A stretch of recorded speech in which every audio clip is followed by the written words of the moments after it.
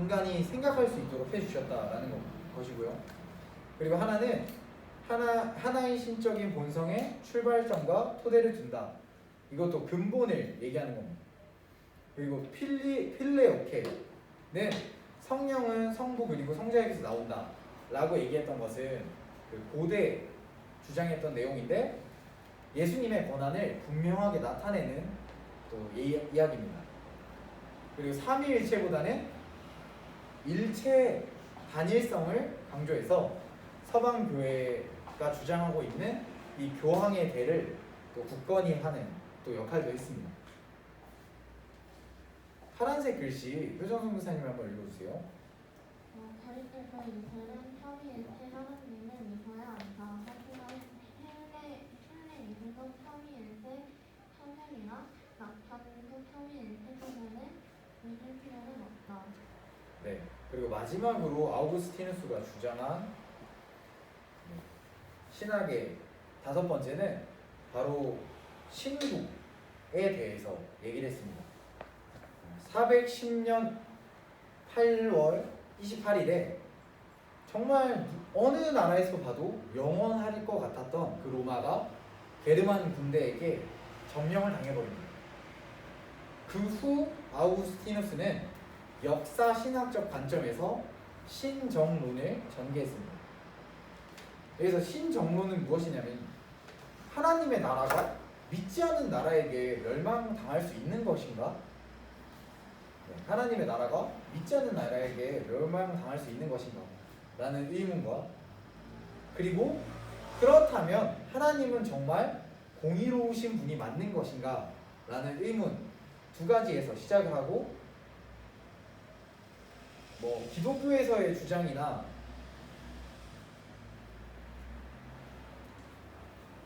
이런 의문에 대한 기독교에서의 주장은 하나님은 죄와 죽음의 존재로 우리를 창조하지 않으셨다라는 것. 그리고 고난과 악조차도 섭리대로 움직이고 궁극적으로는 그 고난과 악이 선이 되게 한다. 그리고 하나님은 여러 방법으로 회개할 기회를 우리에게 계속해서 주신다. 마지막으로는 고난과 악은 심판을 받게 된다. 영원한 것이 아니라 결국 심판의 때에 사라지게 된다. 라는 것들이 이런 신정론을 좀 반박하고 있습니다. 오히려 너무 어떤 신앙이든지 너무 한쪽으로 생각을 하고 생각을 해버리면 그것은 오류가 날 확률이 너무나 높습니다. 그래서 한쪽으로 치우쳐진 생각이 아니라 모든 것들을 잘 이렇게 생각해 볼 수 있는 시야가 되길 원합니다. 자, 4번 로마 주교의 지배권 주장입니다. 이제부터는 로마의 교황이 이제 황제와 권력 다툼을 하기 시작하는 시기입니다. 1번은 사도 베드로의 이름을 내세운 권력 정치입니다. 그래서 로마의 법률적 수위권을 주장하고요. 그리고 로마 주교가 서방의 권주적 권력 지위로 부상을 하게 됩니다. 그리고 교회 내부에 중앙 집권화 경향이 커지게 됩니다.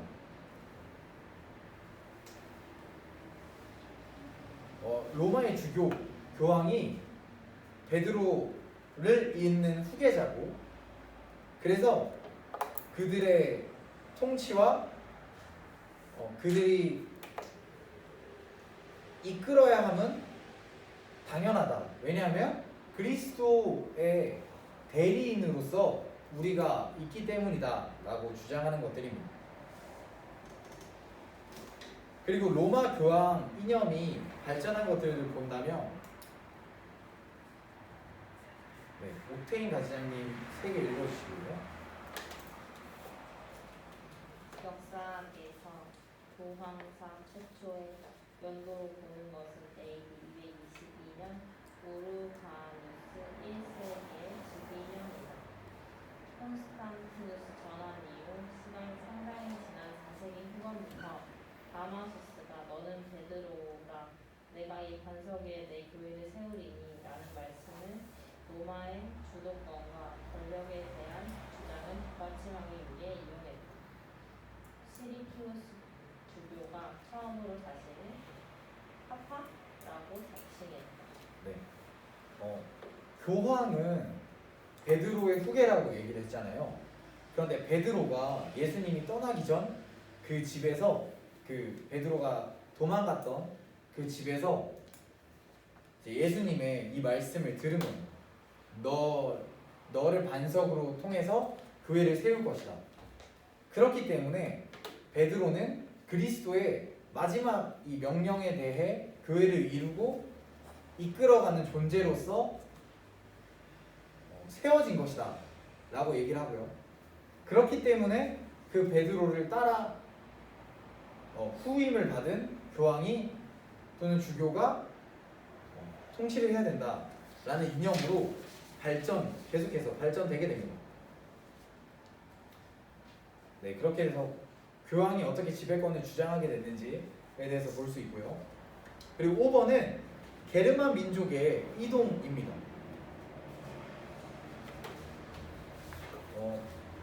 게르만 민족의 이동, 재석 선교사님 한번 읽어주세요.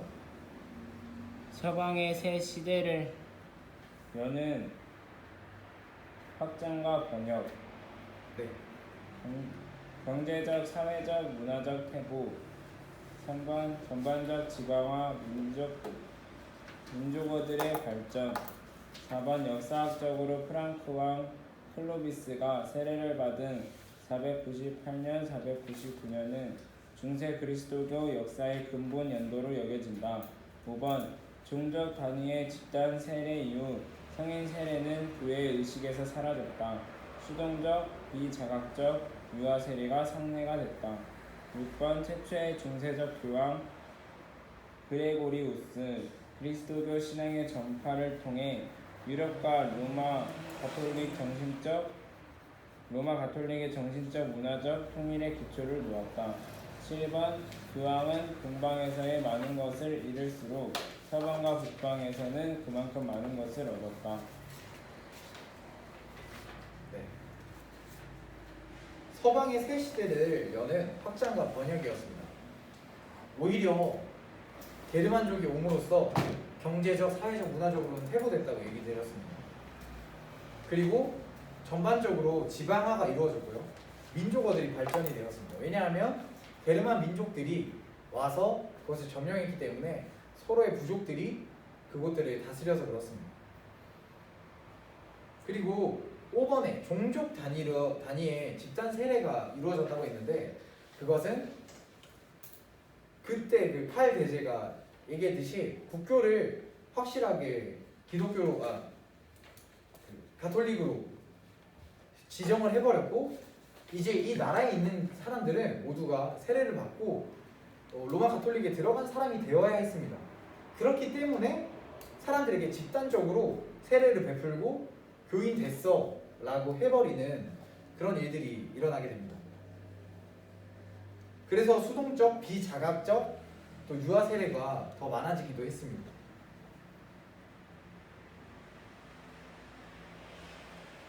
그리고 끝끝내는 동방과 서방의 분열이 굉장히 심해져서 아마 서로가 이제 더 이상 교제하는 일이 없었습니다. 여기까지 왔는데요. 여기서 이제 조금 헷갈려 하시는 것들이 있을 것 같아서 이것들에 대해 조금 적어보겠습니다. 다른 것을 적는 게 아니라 저희가 초기 시대 때 있었던 유대교, 그리고 가톨릭, 그리고 기독교 이것의 차이점이 있습니다. 그리고 이슬람교까지요. 네, 공통점. 유일신. 그것도 유일신이 아니라 같은 하나님을 믿는 종교가 유대, 그리고 기독교, 그리고 이슬람입니다. 네. 같은 하나님을 믿는 종교예요. 그리고 또 다른 공통점도 있습니다. 믿음의 조상이 똑같이 아브라함입니다. 왜냐하면 구약의 하나님을 모두 믿기 때문입니다. 네. 모두 구약의 하나님 믿음. 네. 아브라함 이응시우라. 네, 아브라함 믿음의 조상. 네, 모두가 구약의 하나님을 다 믿고요. 아브라함이 믿음의 조상입니다. 네, 글씨는 제가 더 연습해서 오겠습니다. 선생님 로마 가톨릭도 같이인가요? 유대와 가톨릭을 하나로 봐요? 하나로 볼 수는 없고요. 기독교를 그렇게 생각하시면 돼요. 기독교를. 그럼 이슬람에서 믿는 그 알라? 이런 아니 그건 힌두구나. 그거 이제 여기서 차이점이 나옵니다. 마침 그 질문이 나올 것 같았습니다. 아, 자, 차이점은 신약에 대한 차이점이 있습니다. 기독교 인정합니다. 기독교는 구약과 신약 모두를 인정합니다. 하나님의 말씀으로서 확실히 인정하고요. 이슬람은 이게 좀 웃깁니다. 반만 인정합니다. 반만. 신약의 반만 인정합니다. 그러면서 그 무하마드가 이제 움직였던 것들 그리고 뭐 싸우고 전쟁했던 그 모든 것들을 다 믿습니다. 네, 뭐 자세하게 설명을 해드리면 더 있지만 그런 거는 나중에 혹시나 궁금하면 찾아오시면 제가 설명해 드리겠습니다. 그리고 유대교는 인정하지 않습니다. 신약을 아예 인정하지 않고 신약을 인정하지 않기 때문에 예수님에 대해서도 인정하지 않는 종교가 유대교입니다. 네. 그리고 이슬람 같은 경우는요, 구약과 신약을 무함마드가 합쳤습니다. 그러니까 신약의 반 뭐 이렇게 해서 믿는 게 아니라 무함마드가 다시 집대성을 잘 했습니다. 그래서 그들만의 또 경전이 있는 거죠. 네. 이거는 그냥 참고 사항으로 적어 드렸습니다. 그럼 이슬람도 하나님을 믿어요? 하나님을 믿습니다. 그리고 무하마드가 예수님과 같은 존재라고 생각을 하는 거예요. 예수님의 존재를 믿지 않고 무하마드가 예수님처럼 온 사람, 그래서 우리를 구원해 줄 사람으로 생각하는 게 이슬람입니다. 그렇기 때문에 지금 무하마드가 없는 지금에서도 없죠. 없을 수밖에 없죠. 네. 무하마드가 없는 지금에서도 무하마드를 계속해서 추종하고 사는 겁니다. 근데 예수님을 한 명의 선지자로 네. 보잖아요. 이슬람에서. 선지자님. 네, 바울 뭐 이런 사람처럼 선지자로 보는데 네, 맞습니다. 그럼 무함마드는 뭔가 다른 게 있어서 그렇게 보는 거예요. 아, 무함마드에 대한 얘기는 사실 이야기들은 여러 개가 있는데요.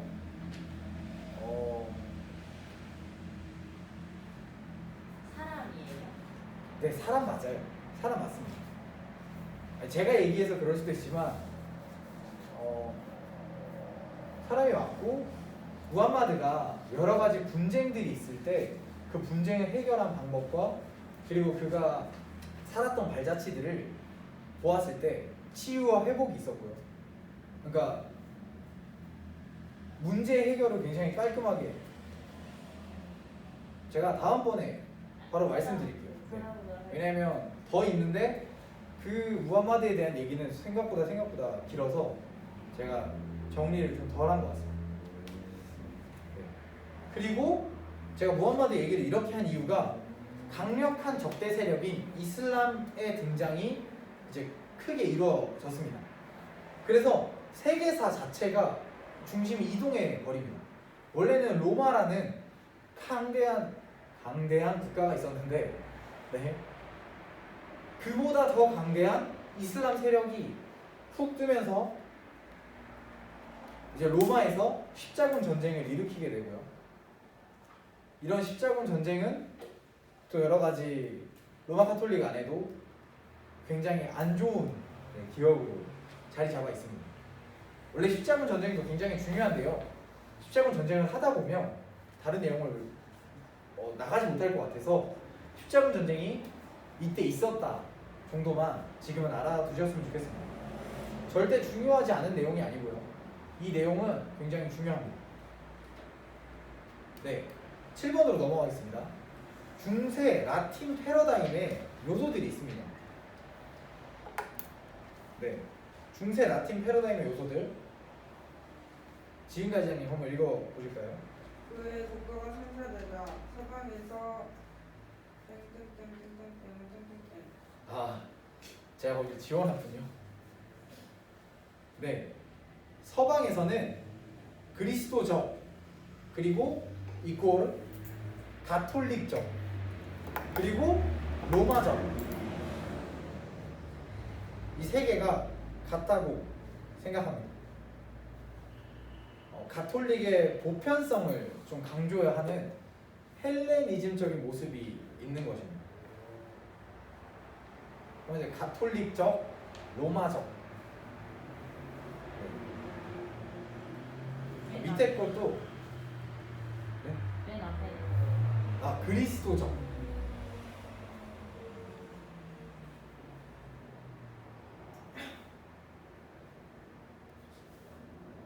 네. 그리고 세 번째는 비밀 고해와 성윤리에서의 엄격주의가 엄청나게 강해집니다. 그리고 생깁니다. 비밀 고해는 뭔지 아시죠? 고해성사. 네네 맞아요. 그렇게 찾아가서 죄를 얘기하면 그런 것들을 듣고 죄에 대해서 이제 없애줄 수 있는. 그러니까 대신 그 죄를 이제 사해줄 수 있는 그런 제도이고요. 왜냐하면 신부와 사제가 교황에게 받은 권한으로 똑같이 그들에게 할 수 있다라는 게 나타나서 그렇습니다. 교황이 예수님이에요. 교황은 예수님은 아니고요. 베드로처럼 하나의 사제, 부르심을 받은 자로서 오게 돼서 그러한 권능과 능력이 다 있다라고 믿는 거고요. 그래서 그 교황이 정해주고 세워준 사제와 그 신부들은 똑같은 또 교황의 힘을 같이 또 이렇게 전파한다라는 개념입니다. 네. 그래서 신부와 사제의 권력이 굉장하게 올라가게 됩니다. 네. 그리고 8번은 그리스도교화가 아니라 로마화입니다. 이때는 암흑기입니다. 종교가 앞장서서 나라에 있을 땐 종교로서의, 그러니까 종교라고 말하는 게 그렇죠. 그리스도인으로서의 모습을 해야 되는데 그것을 정치로 이용하고 로마의 그냥 힘으로써 이용했습니다. 그래서 밑에 사항들이 나옵니다. 첫 번째는 위조 문서들의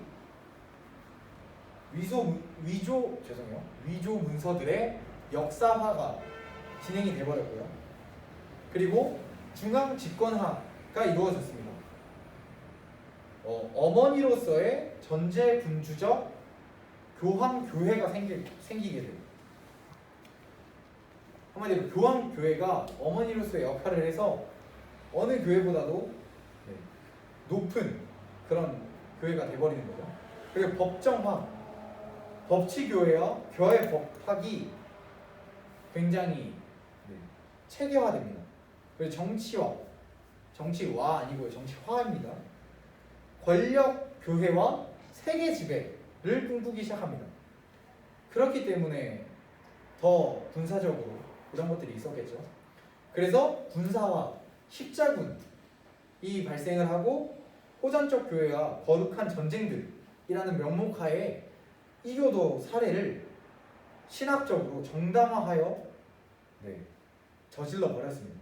굉장히 많은 이도교인들이 하나님을 믿지 않는다는 이유로 죽어버리는 일이지. 이두두가 뭐예요? 누구예요? 그러니까 하나님을 믿지 않는 다른 종교를 믿는 자들이라고 생각하면 됩니다. 이단이죠. 이단 다 포함입니다. 그리고 6번은 성직자 중심화입니다. 독신 남자들의 교회와 그리고 결혼 금지령을 내렸습니다. 그래서 성직자들로 이제 교회와 이런 것들이 이루어서 더 단단한 조직 체계를 구성했습니다. 그러나 네, 또 질문해도 돼요?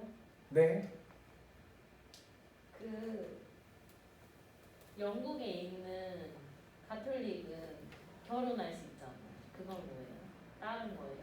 그거는 나중에 좀 갈라지게 됩니다. 사실 지금 이때는 로마에 있는 카톨릭으로서 사람과의 문제, 여자와의 문제 또는 그 성직자로서 이제 올바르게 살지 못하거나 무너지는 일들이 생기는 것들, 또 거룩함에 대한 것들 때문에 아예 로마에서는 그렇게 규정을 지어버립니다. 또 반대파도 있었습니다. 반대파 한번 효정 선교사님 읽어주시고요. 교회에서인데 공식된 교육부는 주요한 피부원들 필수 의무를 충실하면서 학기스러운 생활을 하는 교리 성직자들을 맞서 반대파 운동부는 무당설교와 사부사관을 자기들의 과학으로 내세웠다. 네, 반대파들은요 지금 오히려 고위 관리와 그리고 여러 세력들을 구축한 이 가톨릭에 반대해서 오히려 유량하며 여기저기 다니면서 설교를 했고요. 그리고 자신이 가지지 않음을 드러내면서 이러한 반대적인 운동을 벌였습니다. 그러나 이것은 하나의 이야기를 하자면 더 암흑기라고 볼 수 있는 것이 사실 이것과 이것이 잘 조화가 되고 잘 맞물려야 하는데 이것에 대해 대항하는 것 때문에 너무나 극단적으로 이것들이 빠져버려서 또 이것 자체도 또 좋지 않은 모습으로서 보여질 수 있습니다. 그리고 종교 재판이 이루어집니다. 평신도는 설교를 할 수 없게 만들었고요. 그리고 조직적이고 합법적으로 이단을 박해했습니다. 근데 그 박해 방법들이 화형도 있었고요, 고문도 있었고요. 네, 굉장히 잔인한 방법들이 많았습니다. 자, 파란 글씨 저희 태린가 지장님 한번 읽어주세요. 중세 시대 독일의 보편적 제권이 무너뜨림으로써 교황직은 로마의 보편적 교황직이라는 자신의 위치도 심각한 위험에 빠뜨렸다. 보편적 제권의 붕괴가 근대 민족 국가들의 형성을 촉진시켰다. 네. 그리고 밑에 있는 1번, 2번도 같이 읽어주세요. 그렇군요. 죄송합니다. 제가 이걸 갖고 있지 않아서. 첫 번째는 카노사의 굴욕입니다. 1077년에 일어난 일인데요. 황제가 카노사의 굴욕입니다. 독일에 황제가 있었는데 그 황제보다 교황의 권력이 세져 있는 상태인 겁니다. 그래서 독일의 황제가 교황에 의해서 폐위되는 일이 발생하게 됩니다. 그래서 독일의 황제가 교황에게 와서 잘못을 구하는 사건이 이 카노사의 굴욕입니다. 황제라는 자가 교황에게 가서 잘못을 빌고 있는 모습을 볼 수 있었고요. 그렇게 황제들의 권력에 교황들이 계속해서 같이 힘을 주고 누가 세니 약하니 이런 다툼이 있다 보니까 결국은 아비뇽 뮤수라는 사건이 발생하게 됩니다. 아비뇽 뮤수는 1309년에서 1377년에 일어난 사건으로서 교황보다 이제는 왕이 더 센 권력을 갖게 된 겁니다. 그래서 프랑스의 왕이 교황을 내려버리고요. 오히려 많은 교황을 뽑아버리는 사건이 발생합니다. 교황은 하나님이 정해준 사람임에도 그냥 권력에 따라 폐위되고 더 많은 교황이 왕의 명령대로 세워지게 되는 아이러니한 상황을 볼 수 있습니다. 9번은 토마스 아퀴나스입니다. 토마스 아퀴나스.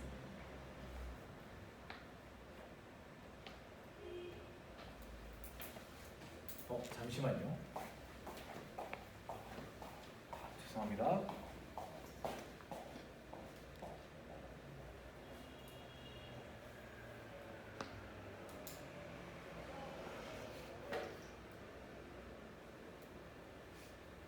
다들 너무 바빴어.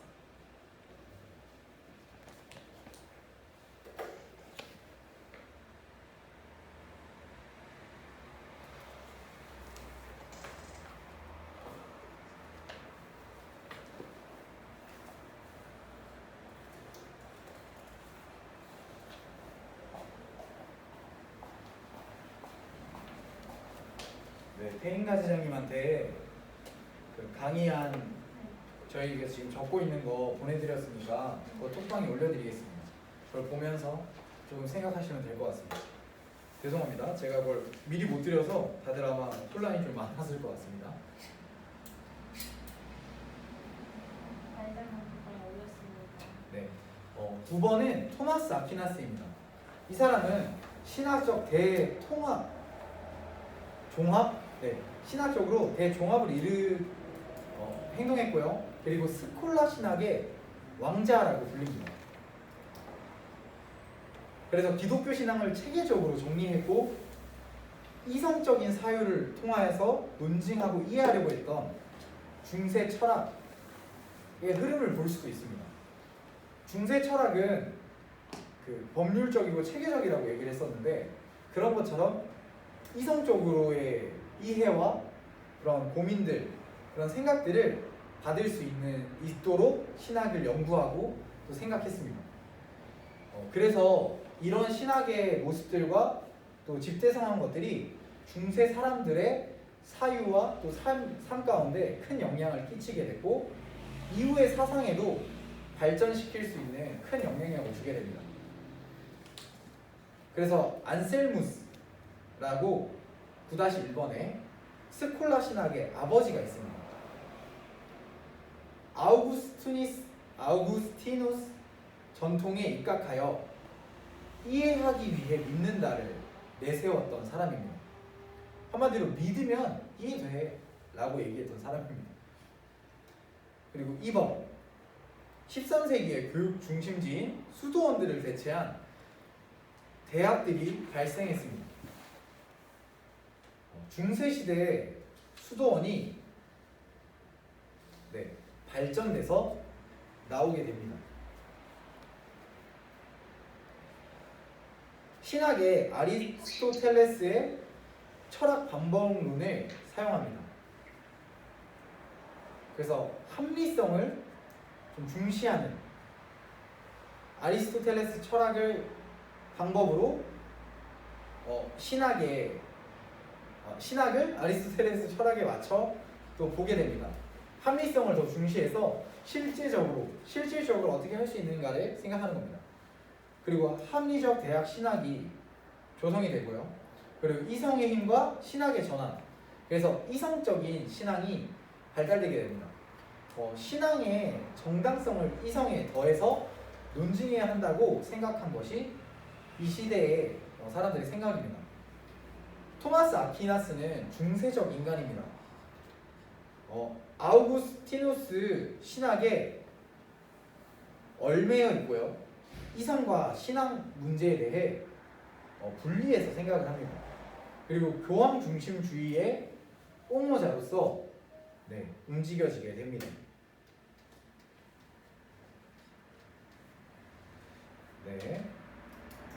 그리고 중세에 주요한 수도회가 있습니다. 이것은 토마스 아퀴나스가 집대성에서 쭉 밀고 나간 것 덕분에 생겼던 수도회들입니다. 프란체스코 수도회, 프란체스코 수도회. 이 수도회에서는 가난과 겸비와 단순함을 추구했고요. 프란체스코 수도회.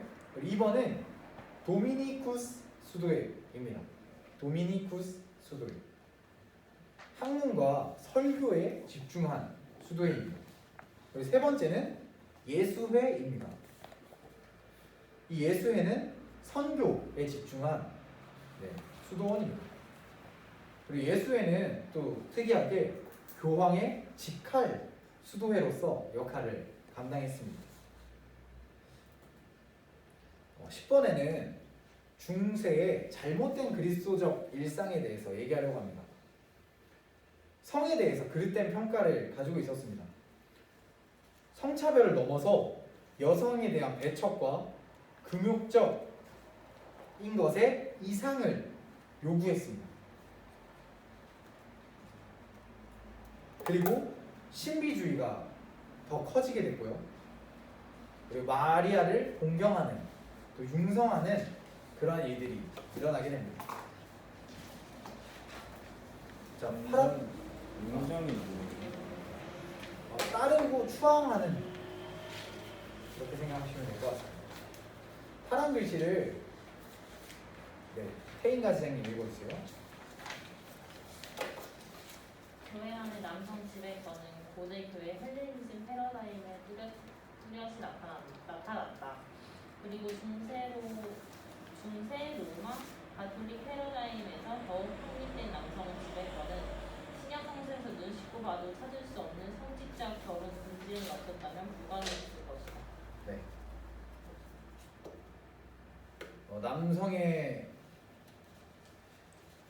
남성의 지위나 이런 지배권 같은 것은 사실 성경에는 없던 결혼금지법 덕분에 더 강해지게 되고 남성이 더 우월한 것들로 좀 보여지게 되는 그런 일들을 했다는 것을 얘기하고 있는 겁니다.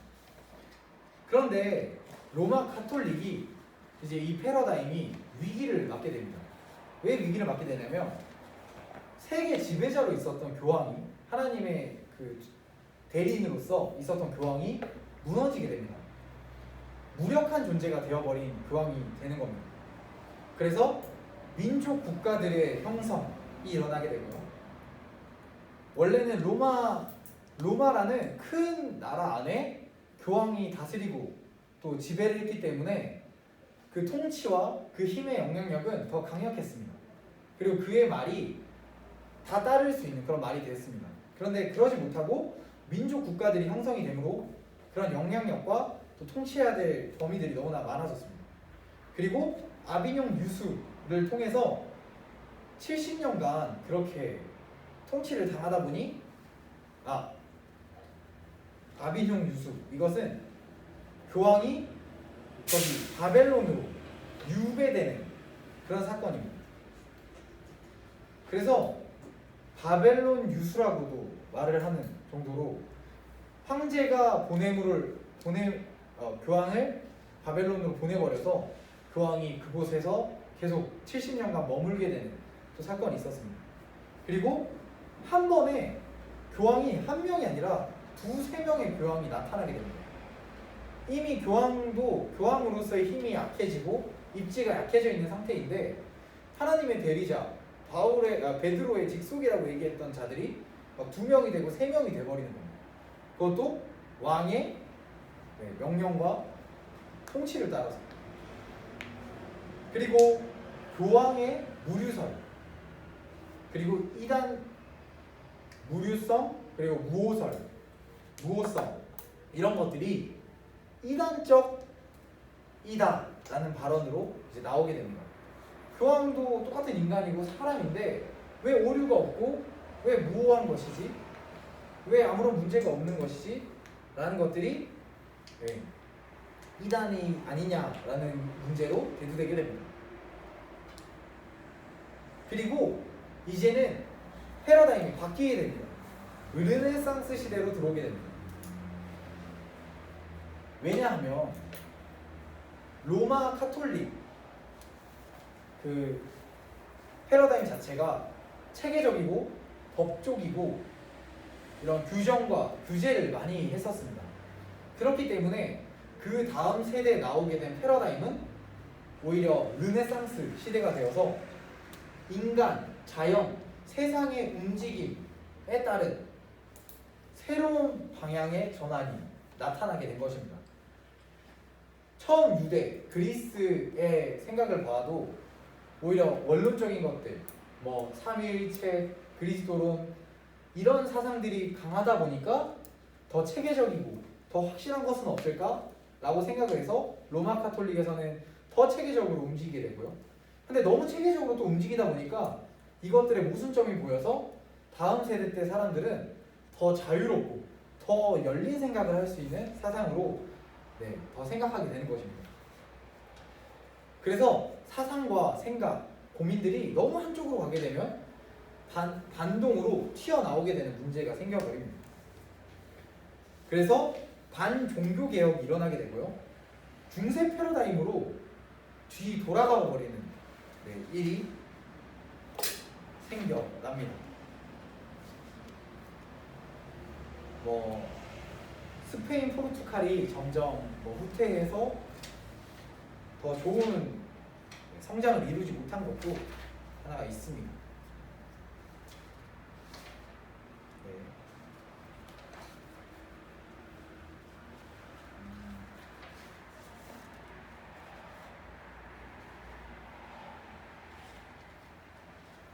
그 뒤에 있는 세 가지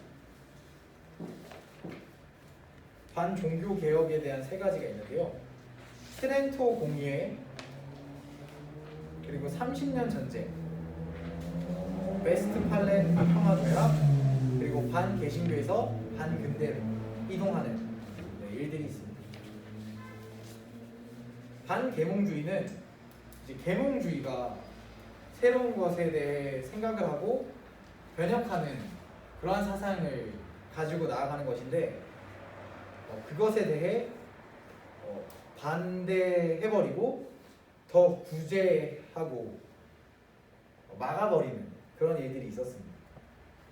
그리고 독일에서의 30년 전쟁이 있었는데 그것이 1648년에 체결된 평화조약으로 가톨릭 제국으로서의 신성 로마 제국을 붕괴시키는 사건이었습니다.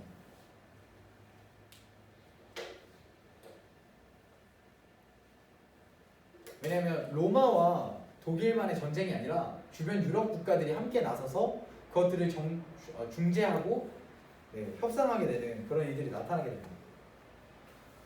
그리고 반개신교에서 반근대로 갔다는 것은 자본주의가 가져온 여러 가지 좀 모순점이라고 볼 수 있습니다. 개인주의적 사상에 대해서 반발하여서 근대적으로 바뀌는 것들이 오히려 막아지는 그런 일들이 있었습니다. 그래서 좀 후퇴를 했다라고 얘기를 합니다. 이렇게 돼서 지금 정체적으로 정리를 한번 하겠습니다. 일단 로마 카톨릭 자체가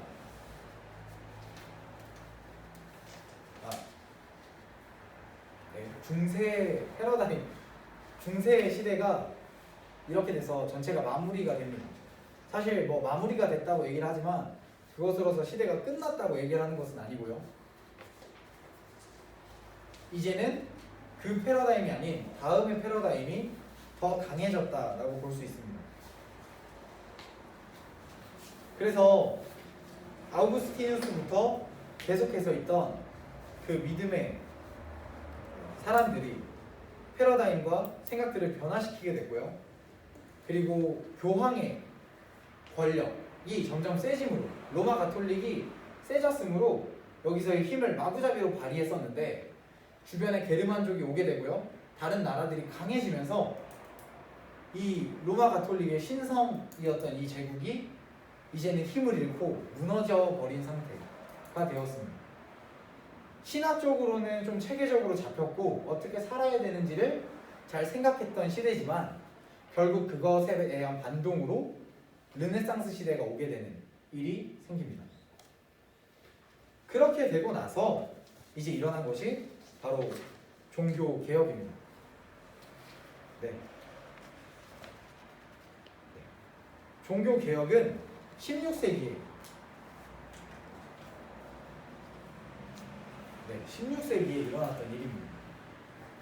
키워드는 성서, 루터, 칼빈, 또 개신교, 프로테스탄트 이렇게 키워드들이 있습니다. 성서는 루터가 외쳤던 오직 성경에 대한 것이고요. 루터는 시작, 이 종교개혁의 시작점, 그리고 칼빈은 마무리를 지은 사람, 또 프로테스탄트는 로마 카톨릭에서 나와서 이제는 기독교인, 개신교인 으로서 이제 들어온 사람들을 프로테스탄트라고 얘기를 합니다. 그러면 먼저는 마틴 루터에 대해서 보겠습니다. 네, 마틴 루터 이렇게 생겼고요. 제가 생각했던 것보다 더 살집이 있어서 놀랐어요. 저는 좀 살이 더 빠지신 분인 줄 알았어요. 네, 마틴 루터의 발전과 종교개혁의 시작입니다. 두 가지 관점에서 본 루터인데요. 그것에 대해서는 최태림 대지장님 읽어주셨으면 좋겠습니다.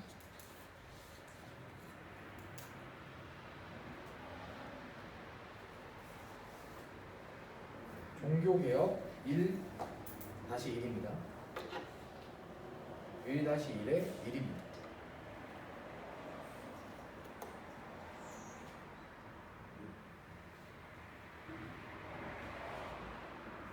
원칙적 부분. 네, 제가 읽겠습니다. 개신교의 루터상은 시대 이상에 따라서 좀 달라집니다. 원척적 복음의 예언자, 또는 계몽주의 시대에는 어학의 천재, 그리고 또 민족주의와 국가 사회주의 시대에는 영원한 독일인으로서 불리게 됩니다. 그리고 로마 카톨릭에서의 루터상은 교회를 분열시킨 죄인, 그리고 종교 개혁과 지나친 개인주의적 의인론자, 구원론자로 보입니다. 또 왜 어학의 천재라고 얘기를 하냐면요, 루터는 그 있던 라틴어로 되어 있던 성경을 독일어로 스스로 번역시켜서 독일에 전달하는 역할도 했기 때문입니다. 그러면 루터의 종교개혁, 루터는 이런 사람들로 불렸는데 루터의 종교개혁은 왜 일어났는가? 첫 번째는 근본 물음입니다. 로마서 1장 17절 말씀인데 혹시 지금 성경 찾을 수 있는 분이 있나요? 네, 오태인가 지장님. 로마서 1장 17절 말씀 한번 읽어주세요.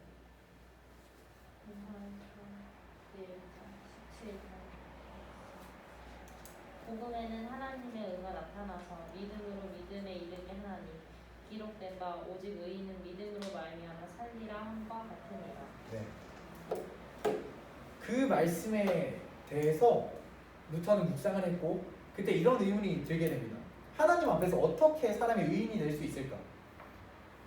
그리고 교황의 세계 지배권에 와해가 된 것을 보면서 더 그런 생각이 강해졌을 것입니다. 그리고 인쇄술이 발명하게 됩니다.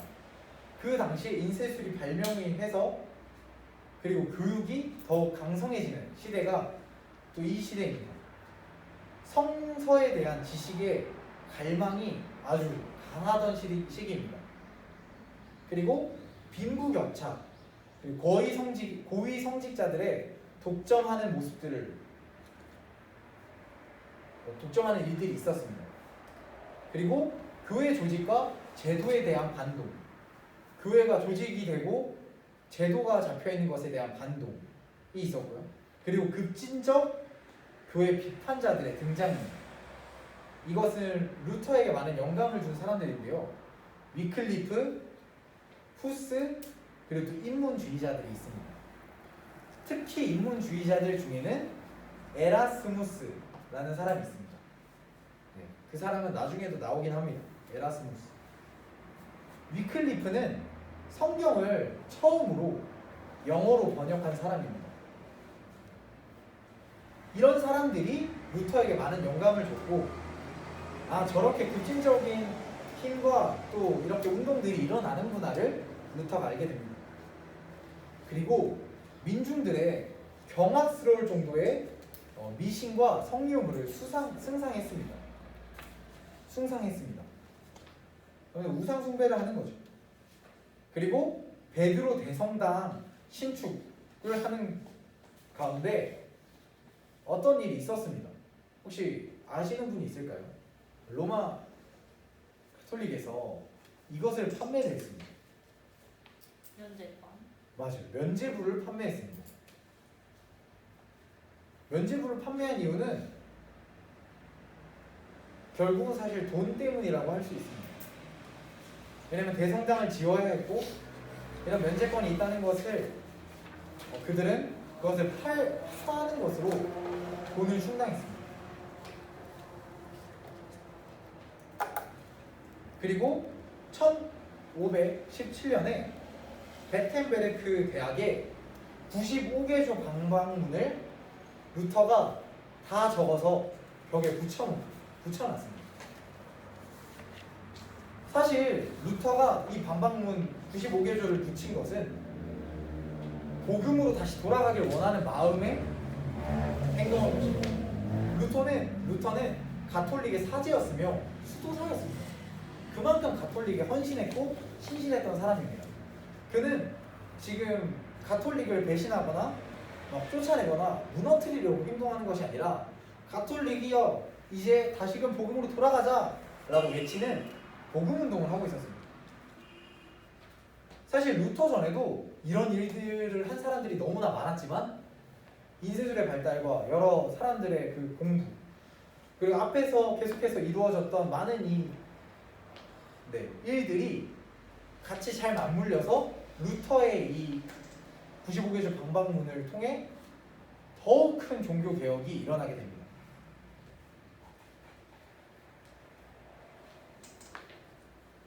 네, 종교 개혁이 시작될 때 제가 말했던 그 인문주의자들 중 노테르담의 에라스무스와의 관계에 대해 공통점이 있습니다.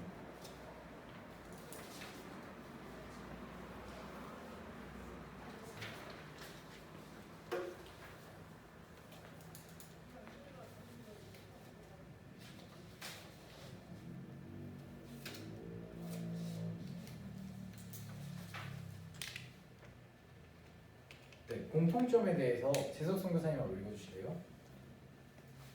인문학적 요소들, 성서의 문자적, 문학적, 문맥적 의미를 밝히려고 노력했다. 민중의 신심에 관심을 가졌다. 예수 그리스도에 대한 이해, 루터가 바울로부터 출발했다면 에라스무스는 복음서로부터 출발했다. 네, 제가 인문주의자들이라고 얘기를 했는데요. 에라스무스는 굉장히 논리정연하게 이런 것들에 대해서 주장을 했고 논리를 펼쳤던 사람입니다. 그러나 그가 사람들의 마음을 변화시키거나 성서적으로 바꾸려고 한 것은 아니고요. 그런 것들에 대한 의문과 고민에 대한 해결을 위해 그렇게 행동했었습니다. 그런데 그 요소들을 보면 사람의 마음을 생각하고요. 그리고 생각할 수 있는 문자적인 그리고 문맥적인 이해를 통해서 이런 것들을 나타내려고 했습니다. 그리고 사람들에게 관심을 가지는 그러한 글을 적은 사람입니다. 그러나 차이점이 있습니다. 에라스무스는 로마 가톨릭 또 그리스도인으로서 머물고자 했습니다. 그러니까 로마 가톨릭의 신자로서 머물고자 했죠. 했고 자유와 평화를 추구하던 사람이었습니다. 그리고 신약 성서 원전 1516년에 출간된 라틴어 번역을 함께 수록한 최초의 그리스어 신학 성경 성서 인쇄본이 참고된 친구고요. 수백 년 동안 사용되었던 불가타 성서를 수정하고 5년 뒤 루터의 독일어 성서 번역의 대본으로 사용되게 됩니다. 다시 설명을 좀 편하게 하자면 성경이 그리스로 번역됐다가 그 다음에 라틴어로 번역되게 되고요. 그 다음에는 에라스무스를 통해 그리스어로 번역되게 됩니다. 그 뒤에 5년 뒤에 독일어로 루터가 번역시켜서 또 다른 또 성경 번역본을 만들어내게 됩니다. 네. 후에는 루터는 농민 분쟁 때 제후의 편에 서버렸습니다. 어떤 뜻이냐면 루터는 사람들의 마음을 헤아려고요. 오히려 이런 빈부격차와 고위 사람들이 있는 것들에 반박을 하며 나아갔던 사람인데 결국 그가 종교개혁을 하는 도중 제후들은 이제 영토를 가지고 있던 사람들, 그래서 백성을 지배하던 사람들입니다.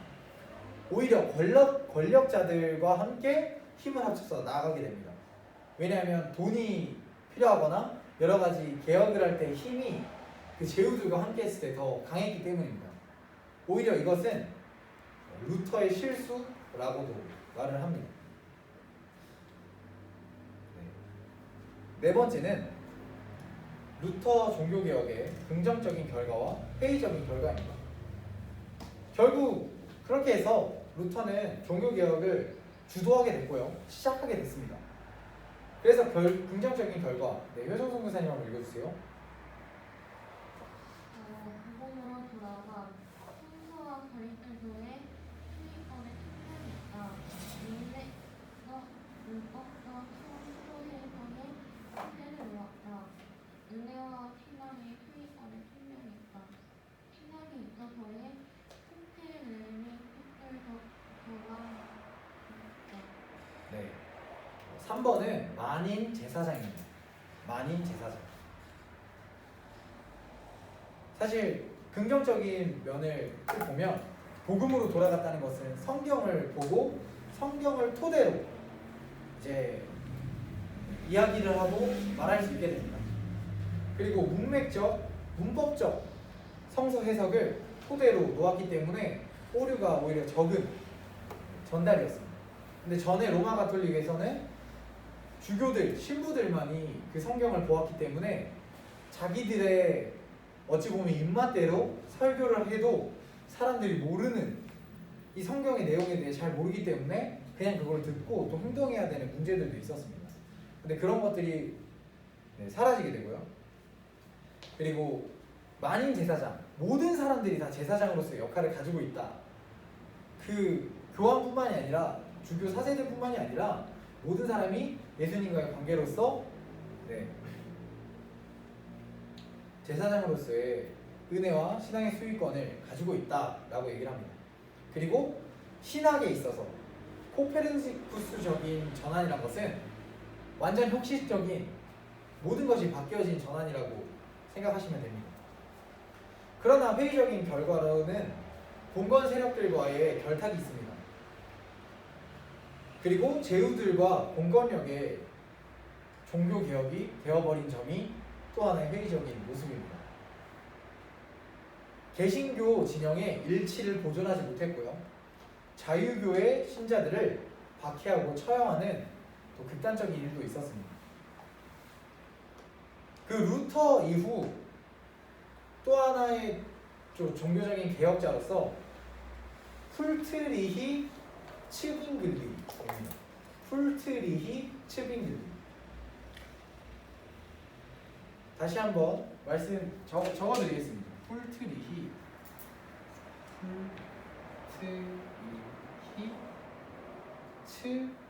츠인데요.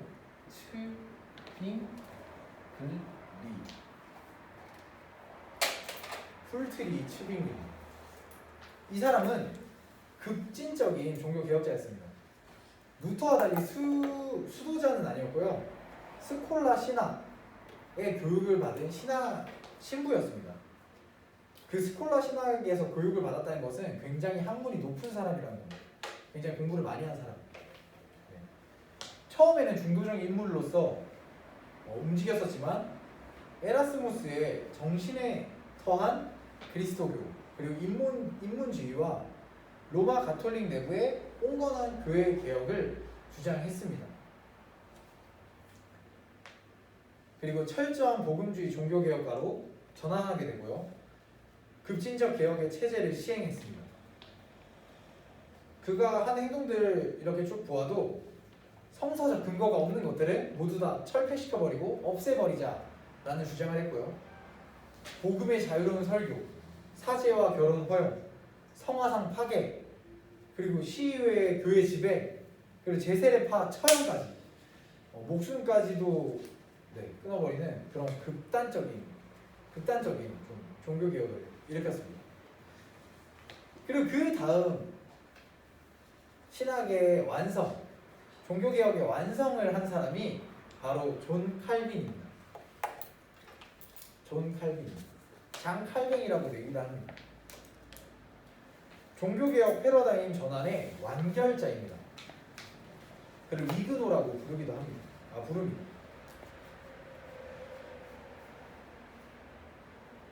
개혁신앙의 종합에 대해서 재석 선교사님 한번 읽어주시겠습니까? 한 예로 주님의 만찬에 대해 루터는 실제적으로 공대설 예배드릴 때만 시빙글리는 상징일 뿐이다. 칼빈은 영적인 것, 실체를 현존하지 않은 믿는 자들에게 먹고 사시는 종업만 현존한다. 스로 이해했다. 로마 가톨릭은 땡땡땡을 주장한다. 네, 로마 가톨릭은 화채설을 주장했고요.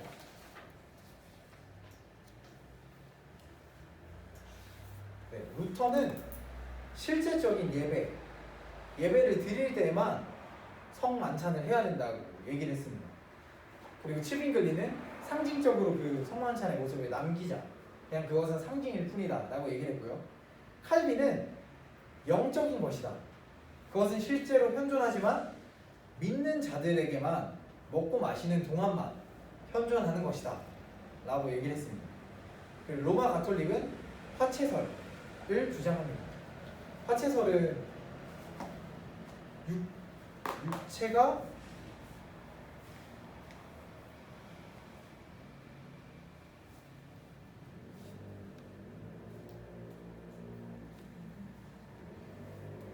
끝나고 다시 얘기 드리겠습니다.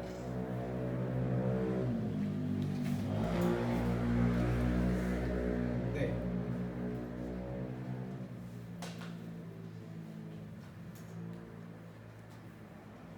다음 한번 효정 선교사님 읽어주시겠습니까?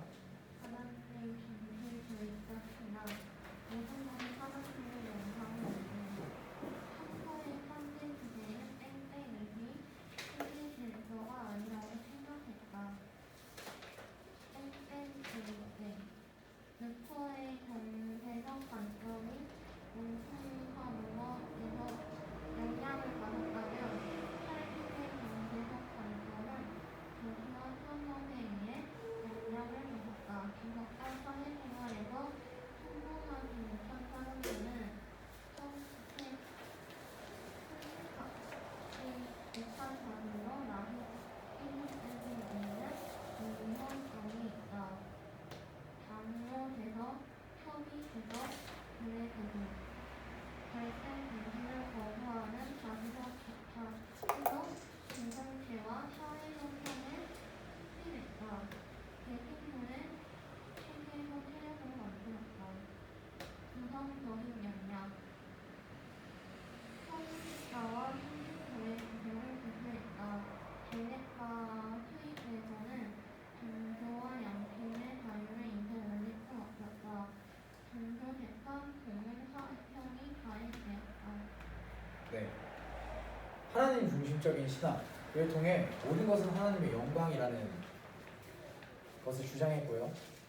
그리고 성서는 참된 성서의 참된 주체는 구원이지 세계 질서가 아니라고 생각을 했습니다. 자본주의에서는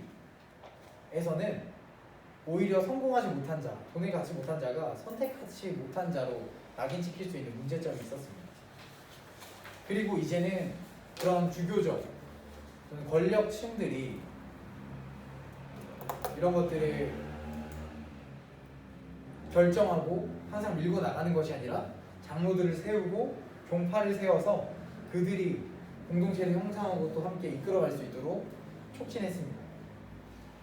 그리고 개신교를 드디어 좀 더 구성 있고 더 힘이 있는 조직체로 구성할 수 있게 만들었습니다. 네, 부정적인 영향도 있었습니다. 결국 고문 화형이 자행됐는데 종교 재판도 있었고요. 그 안에서 좀 크게 있었던 문제는 바로 마녀 재판이었습니다. 유대인의 박해를 제외하며 유럽에서 전쟁에 기인하지 않은 가장 큰 집단 학살이 이 마녀 재판입니다. 최소로 잡아도 10만 명을 잡습니다.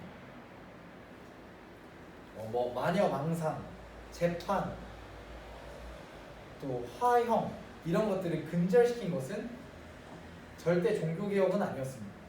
오히려 계몽주의가 그런 마녀 재판들을 근절시킬 수 있게 했습니다.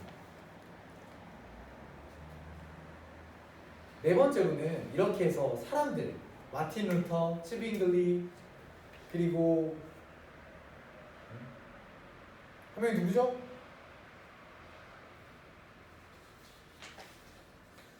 칼빈이죠. 네, 칼빈까지 이렇게 해서 성서에 대한 그리고 이런 신학들에 대해서 체계를 딱 잡고 나니 이제는 나라에서의 개혁들이 일어나게 됩니다. 특히 영국이 가장 먼저 움직이게 됩니다. 영국의 종교 개혁이 일어난 것은 14세기에 존 위클리프, 이게 성서 번역,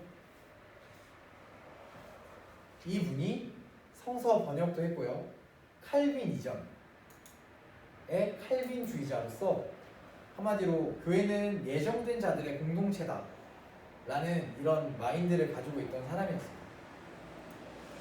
영국은 세 가지의 선택할 수 있는 가능성이 있었습니다.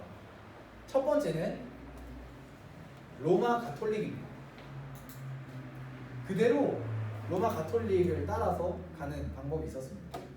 두 번째는 제네바에서 계속해서 지금 뜨고 있는 개신교, 청도교나 독립교회 등 이렇게 있는데 개신교를 따르는 방법이 있었습니다. 그리고 세 번째는 캔터베리라고 해서 주교 제도의 국가교회입니다.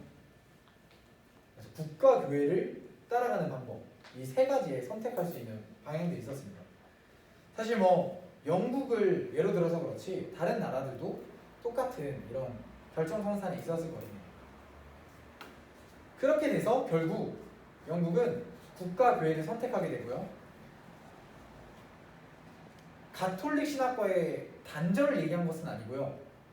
로마와의 단절을 이루어냈고 그렇게 돼서 영국의 영국의 종교 뭐죠?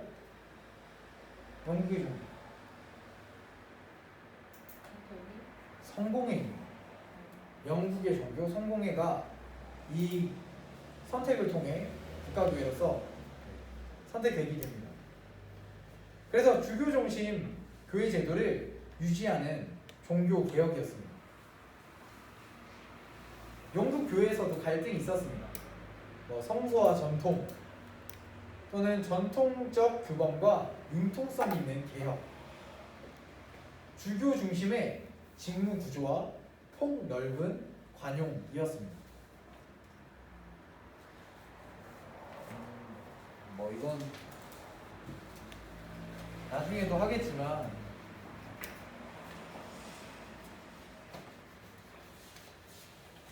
조금 한번 적어보면 처음에는 로마 가톨릭에서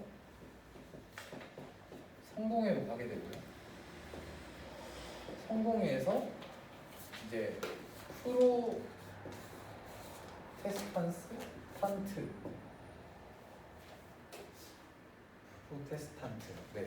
프로테스탄트로 청교도가 되게 이건 나간 사람들이고요. 로마 가톨릭을 떠난 사람들, 그래서 개신교로 들어온 사람들이고 청도교. 이 로마 가톨릭에서 이 종교의 변화가 성공회가 되고요. 이 성공회로 있던 사람들이 청교도가 되고 마지막으로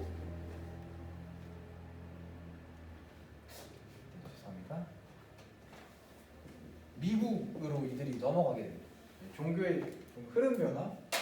그래서 어떻게 미국까지 가게 됐는지를 잠깐. 그래서 시작은 로마 가톨릭에서 종교가 시작을 했었지만 이것들이 영국으로 가게 되고 영국에서 청교도들이 쭉 퍼지게 되면서 미국까지 가게 되는.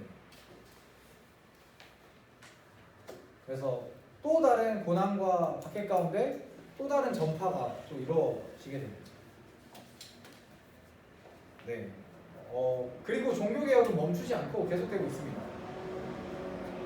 개신교 전통성을 둘러싼 싸움이 일어나게 됩니다. 1번은 종교와 분열입니다. 종교와 분열. 이것은 나라마다 이루어지게 되는데요. 국가 권력은 대개 종파화 과정을 강력히 뒷받침했습니다. 그래서 종파가 상이한 조직적 제도화가 이루어졌을 뿐만 아니라 사람들의 일상생활 전체를 나누는 여러 생활 방식이 생겨나게 됩니다. 한마디로 나라마다 분열된 종교 그리고 분열된 또 다른 그 개념들을 가지게 된 것입니다.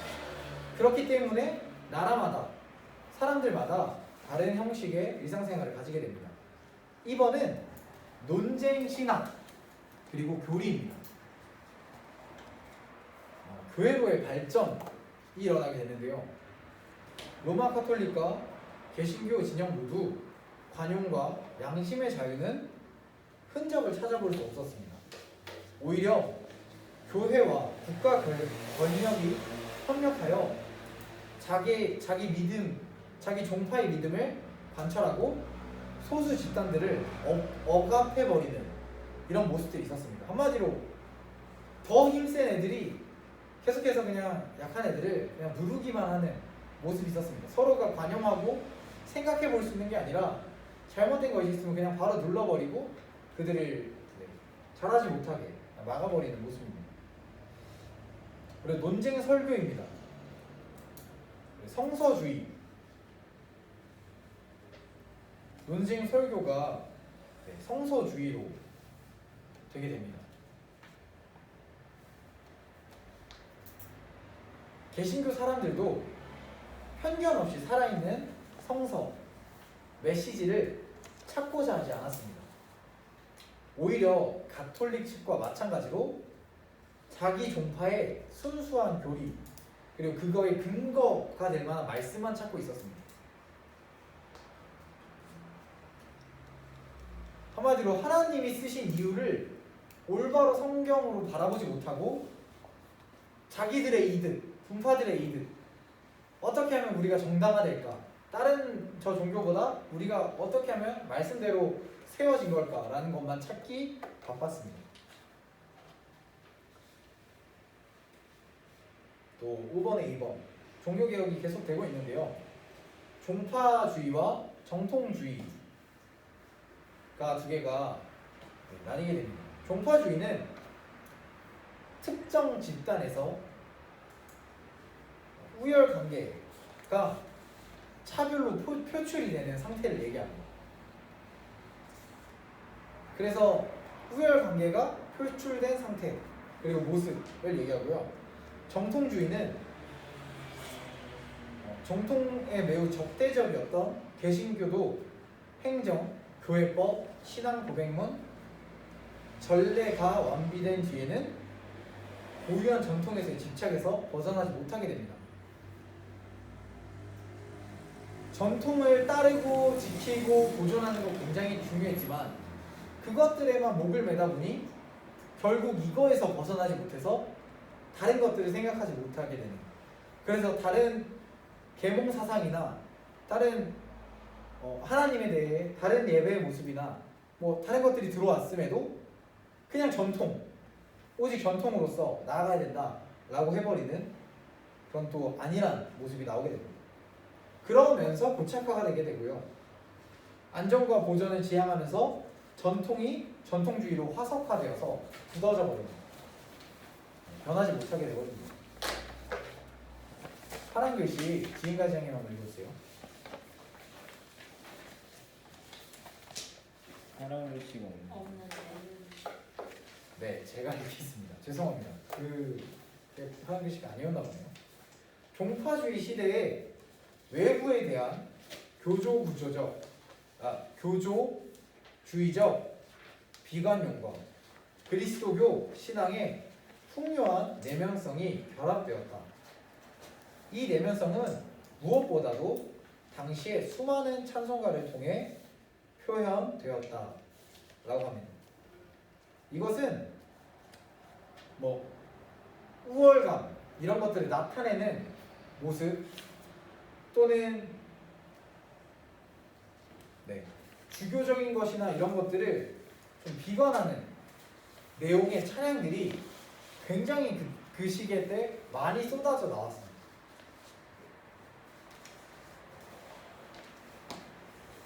네, 마지막으로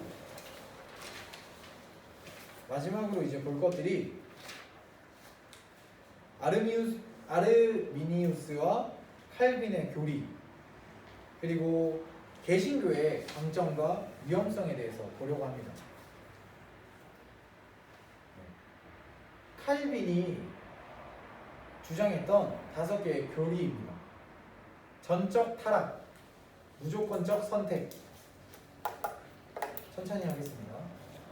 전적 타락, 무조건적 선택, 제한 속죄, 불가항력적 은혜, 성도의 견인. 다시 처음부터 말씀드리겠습니다. 전적 타락, 무조건적 선택, 제한 속죄, 불가항력적 은혜, 성도의 견인. 이 5가지의 교리는 아르미니우스가 주장했던 5대 교리와는 다른 모습입니다. 여기서는 무조건적 선택이라고 되어 있는데요. 아르미니우스의 교리는 조건적 선택입니다. 그러니까 이런 식으로 하나하나가 다른 점들이 있습니다. 이 아르미니우스의 5가지를 따른 교파가 감리교회고요. 칼빈의 이 5대 교리를 따른 교파가 장로교회입니다. 그래서 뭐 예배를 드리다 보면 뭐 단적인 예로 그런 것입니다. 이미 그 사람은 구원받길 선택되었다 라고 얘기를 하면 그것은 칼빈이 되고, 아니다, 저 사람은 이 얘기는 좀 다르게 방금 전에 제가 전달을 해서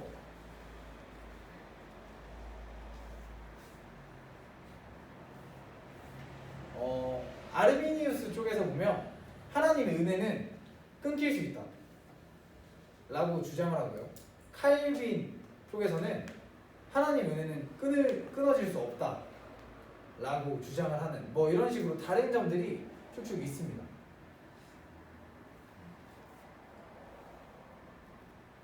자세한 설명은 다음번에 꼭 해드리겠습니다. 개신교의 강점과 위험성에 대해서 마지막으로 알아보겠습니다. 혹시 그곳에 빈칸이 좀 있나요? 없나요? 최태림 가지장님 읽어주세요. 성서에 대한 새로운 존중, 복음 예수 그리스도의 집중, 평신도에 대한 시평가, 각 나라 상황에 대한 교회의 적응, 민중심 신의 개혁. 네, 위험성은 무엇이 있는지 박효정 선생님 읽어주세요.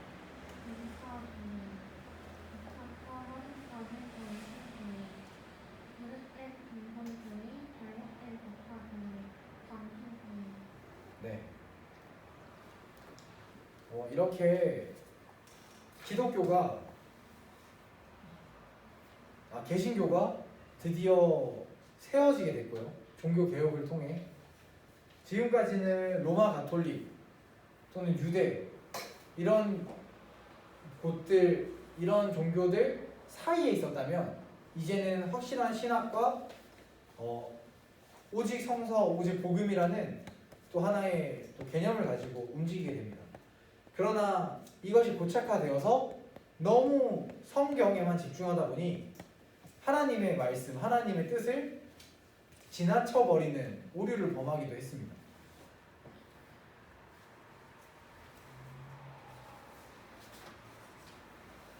마지막으로 초대 교회부터 포스트 모던 시대까지 설교의 변화를 조금 말씀드리면서 한번 정리를 좀 해드리고 싶습니다.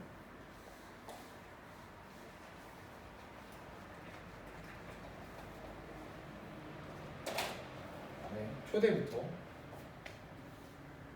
초대, 고대, 중세, 종교개혁. 글씨가 점점 쓰기 어렵네요. 종교개혁, 근대, 현대. 혹시 알아보실 수 있나요? 네, 초대교회는 복음주의였습니다. 복음주의. 안 적고 말로만 할까요? 죄송합니다. 글씨가 보기 너무 어려운 것 같습니다. 네, 복음주의였습니다. 왜냐하면 예수님이 오셨고요. 예수님의 복음이 전파되던 시기였습니다.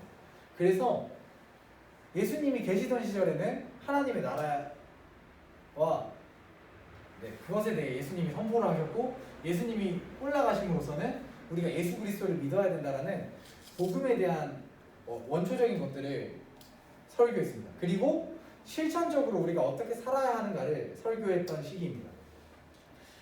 그래서 예수 그리스도의 죽음과 부활하심을 설교했습니다. 복음적으로. 그리고 교부 시대, 이제 이 고대 시대 안에 들어가 있는 게 교부 시대죠.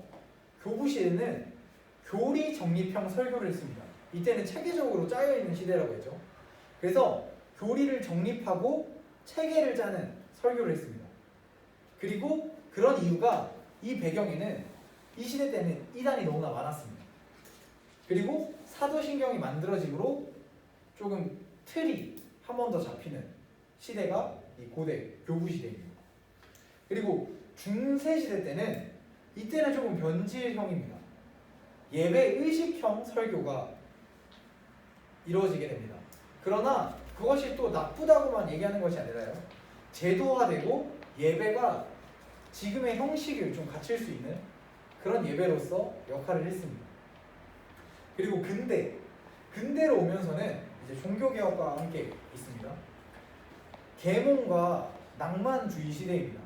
그래서 본문 중심의 복음적 설교를 오히려 했습니다. 왜냐하면 확실한 이해 그리고 확실한 사실을 위해서 그렇게 설교를 했고요.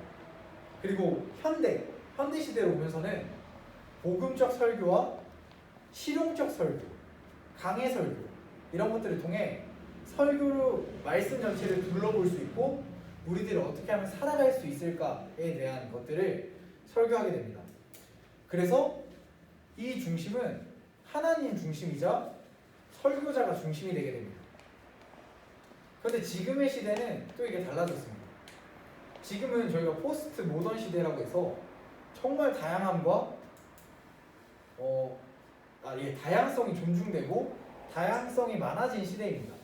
그래서 시대 안에서도 같은 세대 안에서도 많은 사람들이 나누어지는 시대입니다. 지금은 여러 가지의 설교 모습들이 나옵니다. 뭐 이미지 설교, 이야기 설교, 강해 설교, 실용적 설교 등등. 지금은 청중 중심으로 또 설교가 이루어지고 또 움직여지게 됩니다. 사실 이걸 쭉 둘러본 이유는 그 시대에 따라서 또 설교의 모습들이 조금씩 변화하기도 했고요. 그리고 사람들이 생각하고 있던 그 중심 사항에 대해 설교로서 또 움직여줬던 것들을 함께 나누고 싶었습니다. 네, 오늘 1시간 43분, 5분 정도 한 것 같습니다. 중세와 저희 종교개혁에 대해서 돌아봤는데요. 사람의 가치와 생각, 그리고 우리들이 사상을 가지고 있는 것들이 너무나 극심해졌을 때 그것에 대한 반발로 더 극심한 것들이 나와서 서로 대립하고 또 무너지고 또는 그것조차도 온전한 복음으로 가지 못하고 너무나 치우쳐버리게 되는 것들을 볼 수 있습니다. 그런데 사실 우리 시대 때도 이런 문제들 그리고 생각들, 사상들이 계속 돌고 있습니다. 제가 이 세계 교회사를 쭉 하면서 가장 느꼈던 것은 지금 우리도 이미 예전에 고민했던 것들, 생각했던 것들을 반복해서 하고 있구나라는 걸 배웠습니다. 다른 여러 역사적 사실들도 참 많았지만 이미 과거에 그것들은 논증이 됐었고 이미 얘기가 됐었구나를 더 배울 수 있는 것 같습니다. 그래서 여러분들도 사실 세세하게 하나하나를 다 기억하기란 쉽지 않을 것이고 어려울 것입니다. 그러나 지금 시대까지 흘러옴으로써 우리가 어떻게 움직여야겠구나를 한 번 더 정립해보고 생각해보는 시간이 됐으면 좋겠습니다. 네, 오늘 강의 기도함으로 마치겠습니다. 기도하겠습니다. 하나님 하신 아버지 하나님, 오늘의 이 시간을 또 이끌어주시고 마음 가운데 찾아와 주셔서 감사합니다. 하나님의 뜻을 기억하고 말씀을 붙잡고 하나님이 이끌어주심을 따라 살아갈 수 있게 해주시고 오늘 우리가 배운 것들 삶에서 돌아볼 수 있는 시간도 가질 수 있게 좀 도와주고 아버지를 함께 하시옵소서. 이끌어주시고 붙들어주시면 감사합니다. 예수 그리스도 이름으로 기도드렸습니다. 아멘.